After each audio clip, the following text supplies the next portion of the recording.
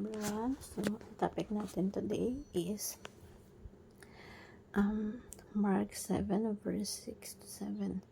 So, charismatic ang title. Paano ba sumamba ayon sa utos ng Diyos? So,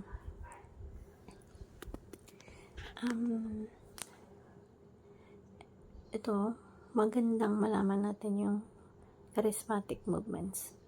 Pag sinabi natin charismatic movements, may kinalaman tayo sa spiritual.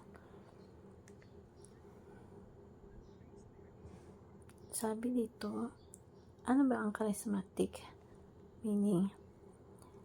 Ang charismatic meaning is a term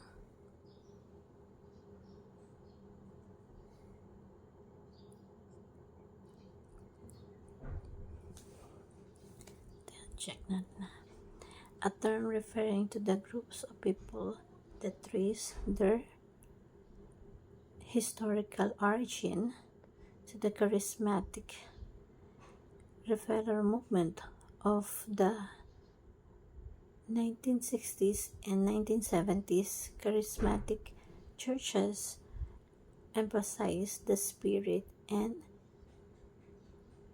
the spiritual growth.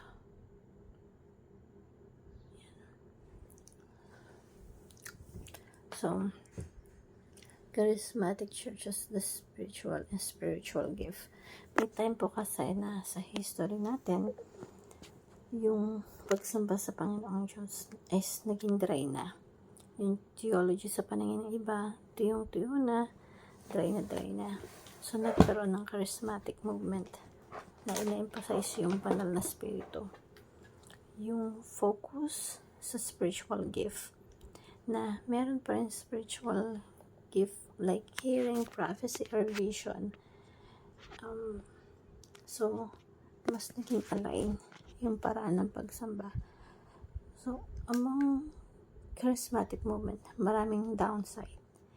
Kasi, naging emotional yung mga tao.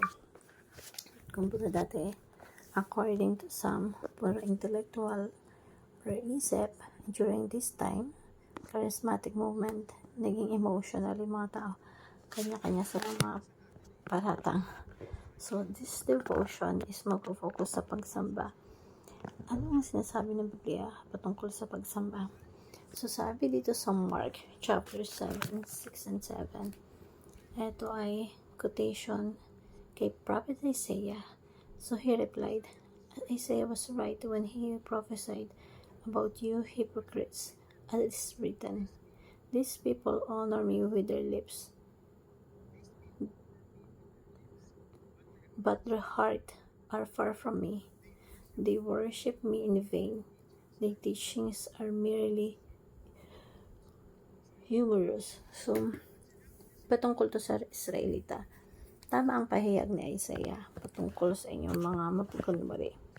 Ayon sa nasusulat, inigalang ako ng bayang ito ng kanilang mga labi, subalit ang kanilang puso ay malayo sa akin at walang kalubuluhan ang kapagsamba nila sa akin dahil itinuturo bilang isang aral utos na naging tradition yung pagsamba sa Panginoon, pero wala yung puso nila doon, no? So, sabi sa Biblia, yung pagsamba natin may kinalaman sa pag-ibig natin dapat sa Diyos. So, sabi doon sa Mark 12, love the Lord with your God with all your heart, with all your soul, with all your mind, and with all your strength. Ibigin mo ang Panginoon ng buong puso, ng buong kaluluwa, ng buong pag-iisip, ng buong lakas mo. So, sa ating pagsamba sa Panginoon, sa pagmamahal natin sa Kanya, dapat involve yung kabuuan ng ating pagkatao. Isip, puso, lakas, yung buhay natin. So, worshiping God involves the intellectual. Importante ito talaga na alam natin sino yung sinasamba natin. Intellectual. May tamang theology. Alam natin kung sino yung sinasamba natin. Alin theology nito patungkol kay Jesus Christ. Alam natin yung theology kung sino yung banal na spirito. So, sa ating pagsamba, kailangan tama yung paniniwala natin. Tama kung sino yung sinasamba natin. Hindi pwedeng samba lang tayo ng samba, puri tayo ng puri, pero lumuluhod tayo. Binibigay nga natin yung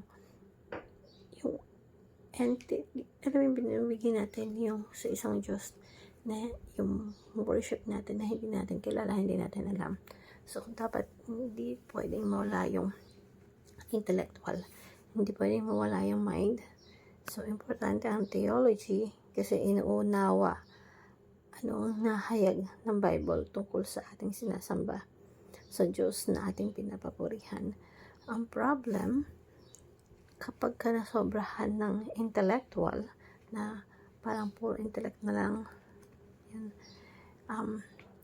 yun kasi yung problem sa seminary. Common yan sa seminary na puro intellectual na lang. No? Kaya nga sinasabi ng ilan na life sa seminary is parang cemetery. Nadadry na din. Kasi puro ka-aral, inuunawa yung mga bagay, lalo na patungkol sa Bible. Minsan puro isip na lang. Nangyayari yan na puro isip na lang. Araw-araw ka nag-aaral, nagsusunod ka ng kilay, umaga, tanghali, gabi. Inuunawa mo yung mga talata sa Bible to the point na sometimes nawawala na yung puso mo sa ginagawa mo. Nagiging routine na lang siya, na paulit-ulit mo lang siyang ginagawa, pero nasa isipan lang, wala sa puso. Nagkakaroon talaga ng ganong problema. So, worshiping God involves intellect, but minsan, pag puro intellect, nawawala ang puso. Kaya, dito makakarelate tayo dito sa verse na to kasi ino-honor natin si God. Tama yung theology natin, tama yung pagsamba natin sa Kanya, yung pagkanta natin sa Kanya, pero yung puso, wala na. So, we have to worship God involves with emotion.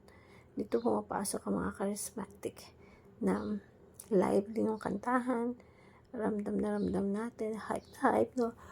Sometimes, ganon.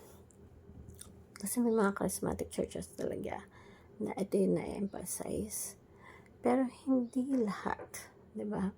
Pero may mga pagkakataon na may experience natin yung ganang bagay, di ba? Puro emotion naman. Minsan mali yung theology, minsan mali din yung lyrics ng kanta o malayo sa Biblia, di ba? Or kumukanta sa Biblia. So, hindi naman pwedeng puro emotion lang yung pagsamba sa Panginoon. Kailangan merong intellectual, merong emotion. Naunawaan mo sino sinasamba mo, ano yung katuruan ng Biblia, at the same time, yung puso mo, nilalagay mo dun sa pagsamba. Sa araw-araw na ginagawa, alam mo kung sino yung minamahal mo, yung sinasamba mo, yung pinapapurihan mo. Involve yung puso mo, involve yung isip mo. At pangatlo, worshiping God involves action. Ito yung pinakamahalaga na sa ating pagsamba sa Panginoon, merong hindi lang puro kanta lang, puro I love you lang, hindi puro emotion, hindi puro isip. May akibat na pagsunod sa Panginoon. Anong gagawin mo sa mga bagay na natutunan mo sa Bible? So, kapag sinunod mo yan, dun yung tunay na pagmamahal mo sa Panginoon. Kasi, if you love me, you will obey me. Yan ang sabi ni Jesus Christ. Katunayan ng pagmamahal sa Diyos, sumusunod tayo sa Kanya. So, pag nagbabasa tayo ng Biblia, sumasama tayo sa Panginoon, involved dapat yung tatlo. Inuunawa, yung binabasa mo, yung emotion mo, yung puso mo, gagawin mo kasi dahil mahal mo Panginoon. Pangatlo, susunod ka, mababago yung lifestyle mo, mababago yung attitude mo, yung behavior mo. Bakit? Kasi parte ng pagsabayan sa Panginoon, yung nababago yung buhay natin habang sumusunod tayo sa Panginoon. So, worshiping God involves the intellectual, involves the emotion, and involves action. Importante yan. Apply natin sa buhay natin. Hope you learn something. Thank you everyone and God bless.